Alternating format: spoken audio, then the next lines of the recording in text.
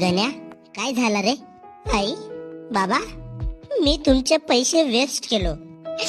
तुम्ही मला शिक्षणासाठी पैसे लावल्या. मी शिकून मोठा इंजिनियर, डॉक्टर बनीन असे स्वप्न पाहिल्या.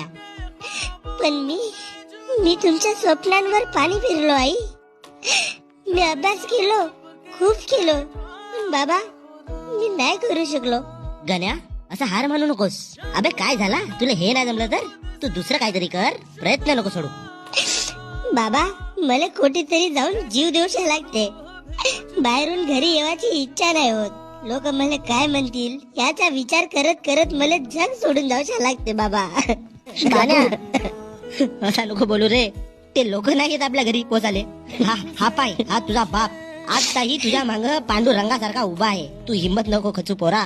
बाबा, तुमचा मित्र तुम्हाला घरी येऊन सांगत होता ना का तुझा पोरगा मुंबई पुणे मधून शिकून आला आणि आता गावी येऊन घरी बसलाय. आई, बाबा, मी बहुत डिप्रेशन मध्ये गेलो आहो. मी मरून जाईल यार. गण्या, लोकांचा कामच आहे दुसऱ्यांच्या घरी आग लावली. हे 2-3 आलेले अपयश तुझी जिंदगी नाही ठरू शकत बाबू. तू उठ गण्या, पुन्हा मेहनत कर. असा काय कर का हेच 4 लोक तुला खांद्यावर घेतील.